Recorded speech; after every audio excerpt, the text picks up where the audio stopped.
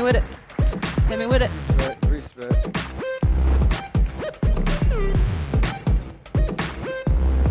That's your suit? All right. Yeah, so the stage is bigger than the last time we were Yeah, I was at the right? pier the last time, so this is definitely bigger and a lot more people. Yeah, we upgraded just for you, obviously. So. A lot of upgrades going on in my life right now.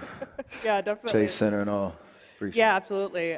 So thanks so much for joining us here today. I think everyone's very excited to hear about your journey into the startup ecosystem. Obviously, these days we're hearing about a lot of athletes and celebrities alike investing in tech startups. So maybe we could just kind of kick things off with hearing about why you're interested in startups.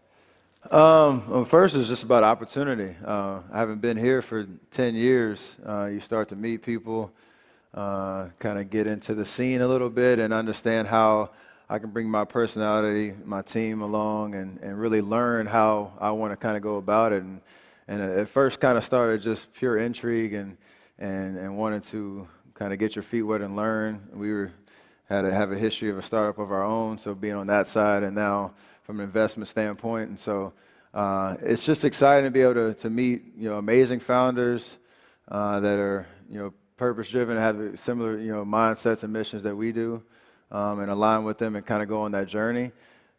Right now, obviously being in the NBA, that's just a very short period of my life, and so from 21 to hopefully I can play for like another 6 years, and then you think about what do you want to do the rest of your life, and we're hopefully setting up the groundwork and the framework for success in this space and doing it our way and really enjoying the ride. And I've again been fortunate to have a great team behind me that's on this journey with me.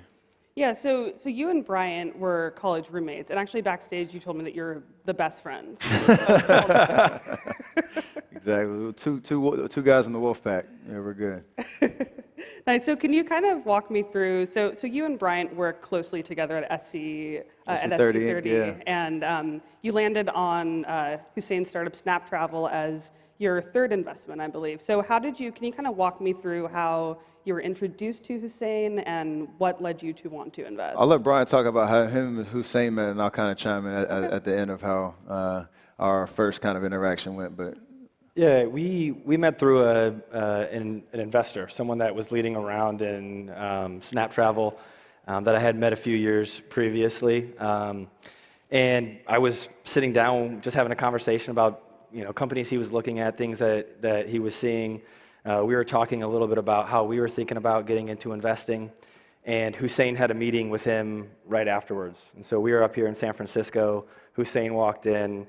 And Yash said something to us like, hey, just tell them a little bit about what you're doing. So we spent 10 minutes talking, and one thing led to another. We probably spent the next 4 to 6 weeks kind of digging in. We started getting into a due diligence process with SnapTravel, and then ultimately ended up participating in that round of funding. go ahead. I had a huge dilemma because Brian, anytime you bring something, I know that that they hit it off, and there's a great opportunity there. Kind of hit me in the heart a little bit. He was a Raptor fan, and so I was like, I like you, but I don't like your team that you're riding with. As part of the investment, you let us win a championship. Whoa. Oh yeah. It's not but I got to go to his office in the office space in Toronto and meet the entire team that's making SnapTravel, a success, and did a Q&A and kind of got some FaceTime with them and see exactly what was going on and how they were building. So it's a pretty cool, introduction and opportunity there. Yeah. So Hussein, what was your pitch like to Steph and to Bryant? Like, did you tailor it in the exact same way you would to a more traditional VC or angel investor, or what was that like for you? I mean, it's pretty similar. Obviously, I spend a lot of time talking about the product. So it was just showing Bryant. Hussein's mic's not on. Yeah, his mic's not Can we working. check Hussein's mic, please? Keep talking. That's it. Yeah. I thought people came to listen. They did come to listen to you, but There we go. we'll wait. Work? Keep going. Can you hear All right. Hussein? None of your Can you mics hear him? work. All right. Okay. So people do want to hear me There we speak. go. That's cool. They do. No, I mean, for me, it was just a standard pitch. I just showed Bryant the product. He liked it. He was obviously really into it. And just to kind of, for the benefit of everybody in the audience, what SnapTravel is, we allow you to book a hotel room over messaging. So you can pick up your phone the same way you'd message a friend. You can message SnapTravel. You can say, hey, I need a hotel in San Francisco tomorrow night. We have a bunch of machine learning technology that will go and pick the best deals for you and present you with hotel deals. So I did the standard pitch and the standard demo to Bryant. He liked it enough to go through the due diligence process. And then, like you said, we went through about 4 to 6 weeks of due diligence back and forth before he was sold. We brought it to Steph. Steph liked it. And then we got together in Toronto. And so, yeah, is that generally how it works? So Brian, do you kind of do the first round of due diligence, and then Steph, you decide if you're wanting to invest, or sometimes is it the reverse, or generally, like, how does that working relationship entail? I think we've tried to fine-tune a strategy in terms of that process. So obviously Brian is out, the workhorse, taking meetings, getting introductions, going to pursue companies that we're interested in. And then we kind of put that decision through our filters that we've designed that I think work for us. And we check the boxes. Most of the time they're not all checked. You kind of get a majority. Sometimes it's right on the line. And then we have a conversation around it. Obviously, I get to meet the founders, meet the team in most cases, and you try to make as many educated decisions as you can, and hopefully we're building that thesis around and that strategy around what we're trying to do and have some successes along the way. So we're still young, 8 investments in, so it's pretty cool that to build it and fine tune it as we go, because we're obviously always about learning. And Brian, you can probably speak on exactly what it's like in the field representing SC30 Inc. in the investment space. Yeah, I mean, it's we're 12 months in, so I think it's a constant work in progress. I think we have a vision for where we'd like to go, and it's how do we make consistent strides to that. But we almost think of ourselves as a small fund. Like it's investing Stefan's capital, but in terms of how we go about our investment process, due diligence, Hussein can speak to that. We're not writing a check because a reputable institutional VC is leading around and saying this is a good bet. Like we're treating this as, hey, we have to make sound investment decisions. How do we think about it as a fit for Stefan and our overall ecosystem? Where can we add value? We want to make sure that when we're investing, there's actual tangible things that we're doing, right? I think with a lot of companies, they see a celebrity investor and they think of tweets and Instagram posts. Like, he's not just a customer acquisition vehicle. That's not the way that we want to consider how we can add value. And so we want to make sure that when we're looking at companies, we believe it's a good investment. We believe in the founders. We believe in the team. You're betting on the team at the end of the day. And then we want to make sure that within our ecosystem of brand partnerships, the media relationships that we have, other portfolio companies, and then even on the foundation side, that we're able to find ways to add value into the companies we're investing in. Yeah, and I can speak to some of that value. So there's a few things that SC30 has been super helpful with so far. So first of all, on the consumer side, for a lot of people, they could only afford maybe 1 trip a year or 2 trips a year max, and they probably haven't heard of SnapTravel. So when they go and they Google and they say, hey, should I spend $1,000 and book a hotel with SnapTravel, and they go see Steph as an investor, that gives them the confidence to go in, make a booking with us and feel like we're a large, legitimate company. Also on the consumer side, Steph wore a SnapTravel hat during the NBA Finals, right? So walking into the stadium. That's when you know I really believe in the company. Right? There you go. We're a Toronto-based company in the finals against their team. In the post-game media conference, right? Millions of eyeballs, right? But beyond the B2C side, there's also the business development opportunities. So when we go to China, for example, and we chat with Ctrip and Alibaba and Tencent, the fact that Steph's an investor in our company, it opens up doors and it gets us meetings that we otherwise wouldn't get. They're like, oh, Steph's an investor. You have a strong brand in China. That opens up doors, gets us meetings, and helps with business development. Even being here on stage today, right? The fact that Steph's here is probably the reason why I'm on stage. No comment. But Stefan, other than I mean, so yeah, of course. So you wore the SnapTravel hat. That was probably, yeah. It sounds like that was really great. Really Yes, great for it's you, awesome. Hussein. But other than kind of like repping the brand and whatnot, like what kind of value do you see yourself bringing to SnapTravel or just any of the other startups in your portfolio at this point? I think Brian alluded to it a little bit, but across the 4 pillars that we work in, there's a lot of opportunities to leverage the entire platform. Whether it's introductions, whether there is the kind of usual tweet or post or whatnot, or whether it's a video you send in to kind of rally the troops internally and create that internal morale or excitement about what you're building, what you're doing. There's a lot of different ways that we can be creative and have that cross-pollination across the ecosystem that for us is exciting because there's a mutually beneficial play there. And we've even seen it now. Aisha and I and my wife just started our new Learn Play Foundation, and a lot of things that we've started to think about now in this space is how can we leverage that to impact obviously the community here in Oakland and create a nice wave of momentum through these type of opportunities. So again, 12 months in, we've had a lot of cool experiences in that front. I can only see it getting bigger and better. So are there particular sectors that you're most interested in within the tech space? There aren't any specifics that we're interested in. I think Bryant kind of talked about it in terms of just it's founders, right? It's the team, it's the people that you're putting your money behind and your belief in. And so there are some categories that we kind of stay away from, but I think What are those categories? We call it the life sciences and and blockchain, and those are the two that are really kind of stand out. But in terms of other things, it's just about using our strategy, our filters to make these sound decisions, believing in the team, and really digging in. This isn't like something that we take lightly. Brian talked about our due diligence that we do, and sometimes we've heard some feedback from founders and that your check size doesn't match your due diligence that you're putting into it, and that's how we're trying to build I like that. That's a compliment to us and to our team in terms of what we're trying to truly build, over the long term, and setting that foundation for sure. Yeah. So are you able to let us know just how much money you've invested in tech startups at this point? I mean, we won't talk publicly about each of our investments, but every investment is at least 6 figures, like healthy 6 figures.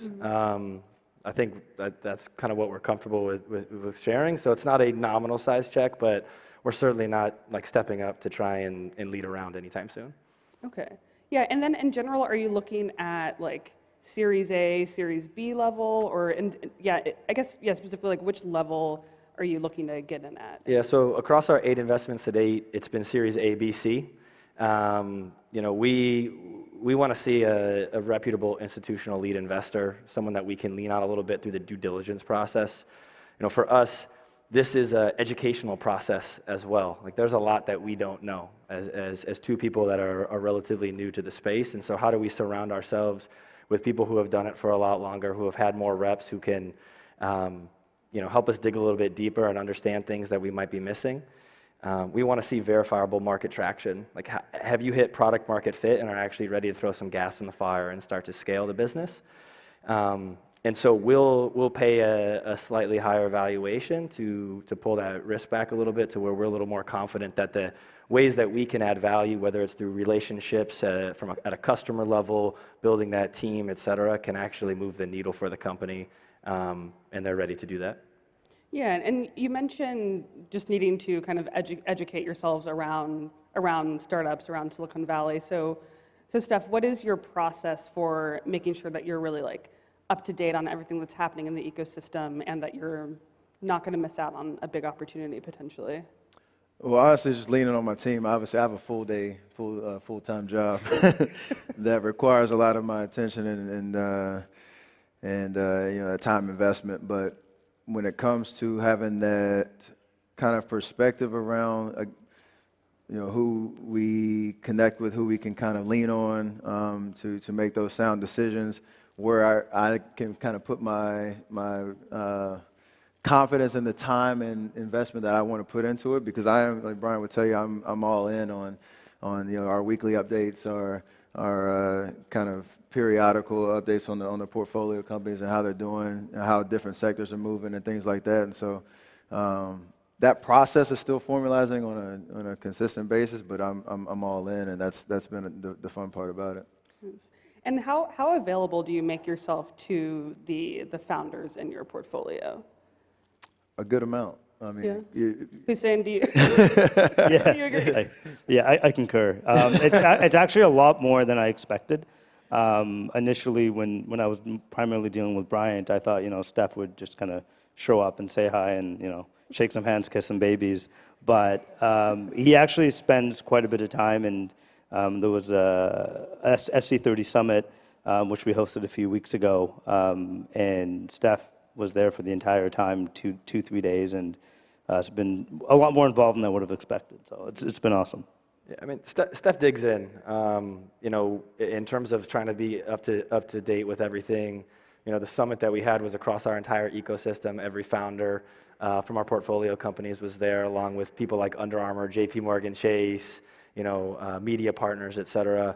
A couple of weeks ago, we went to the Forbes Cloud 100 event, and not just to the dinner, but we strategically set up about 90 minutes before the dinner to meet with 5 different companies, and just sit in and kind of dig in and get to know what are you doing, all enterprise companies, so a little bit different than things that he might have seen before, Series A to companies that are $1 billion plus that are probably on the road to an IPO in the next few years, just for him to understand, what does that spectrum look like, and what does it mean when you're a company that's raised at $1 billion valuation versus a $50 million valuation. And so he's maybe being a little modest in terms of how he's carving out time to make himself available. And then on a weekly basis, he knows companies that are coming into the funnel, hey, we're here from a due diligence perspective, here's how we're working down in the funnel, we're getting close to talking about terms, and he sees that the whole way through. And then when we send an investment memo to him at the end as like final recommendation, and then we pop quiz him to make sure that he's actually reading it, and he hasn't failed yet, so we'll get him at some point. Is he getting 100%? Yes. Yeah. I'm talking about myself. Yes. That's funny. Nice. And so you've made 8 investments to date, and so why is it that you're not disclosing the names of the other 5 investments? So we know of 3, and then what about the other ones? Actually, why are we not? Why would you say? Strategy. Yeah, I mean, so Strategy. we made 3 investments last year that were all made public. Up until that point in time, Stefan wasn't really investing in that space, right? I mean, maybe here and there, something that would come up. We wanted people to know that we were actively looking to begin investing from a venture perspective. I think as we look at the companies now, we don't want to be so quick to jump into the easy ways of promoting a company, and so we're doing a lot of things behind the scenes. We want to. It's like, to us, it's a little bit of a dating process. It's like, let's get to know each other. How do we find ways to add value, and let's make sure that when we talk about the relationship publicly, we are able to stand up proud and say, these are all the things that we're doing to support this investment in this company. And sometimes that takes longer to build up. And so rather than just issue a generic press release of, hey, we made another investment, that doesn't really move the needle for anybody.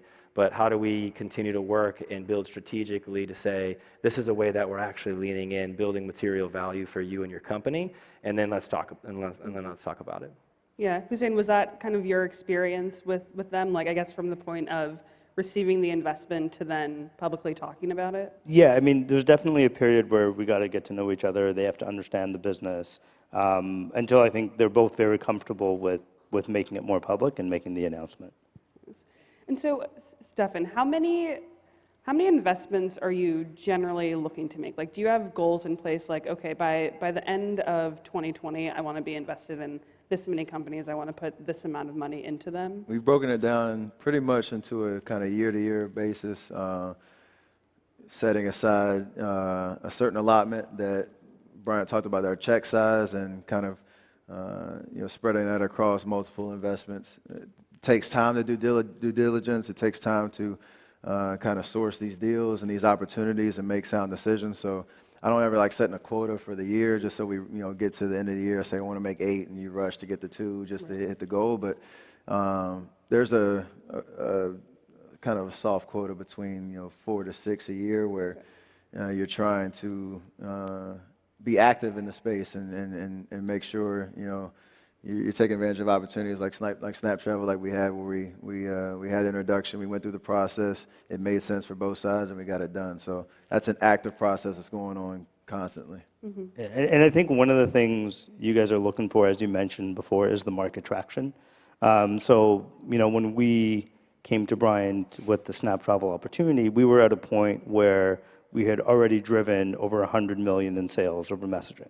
So it's not a small business by any means. The product market fit was there. We've been growing double-digit quarter over quarter. We have plans to get to $1 billion by 2021. So there's the types of companies where there's been a lot of market traction, and I think that's a lot of what they're looking for.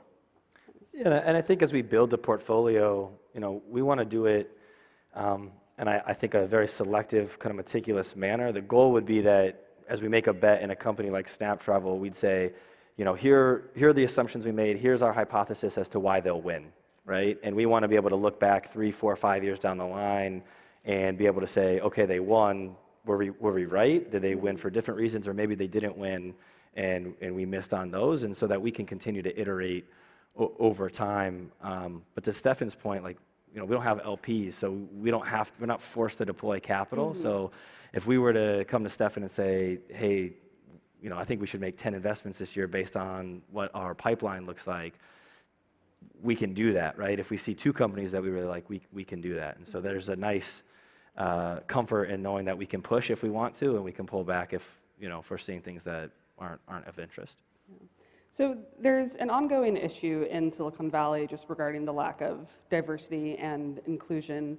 I'm wondering if you have any goals in place around investing in people of color or women or other underrepresented people in the tech ecosystem.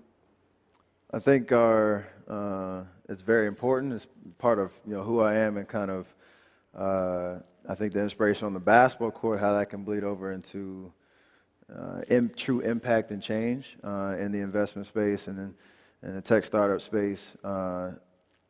I never like to talk about things that I'm actually not doing, but in terms of what I've been trying to do and leveraging my basketball platform to create opportunities for women in the game of in the game of basketball. We've been able to build women-only camps that I've been happy to, or been proud, I should say, to have that experience, and it's been really rewarding. Trying to find like-minded people, like-minded CEOs, and like-minded opportunities that have that is a core value for them as well. And so it's on our radar. We don't have a standard kind of ask in terms of what that is for each opportunity, but that's a question that comes up. Like, how do you approach this? Is this important to you?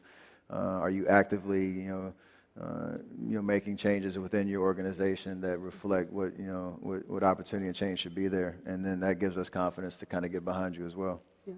How diverse would you say your portfolio is right now? So I think the way that we look at it, and when we first started, I think to Stefan's point, we understand the importance of are you investing in founders, whether it's minorities, women founders, et cetera.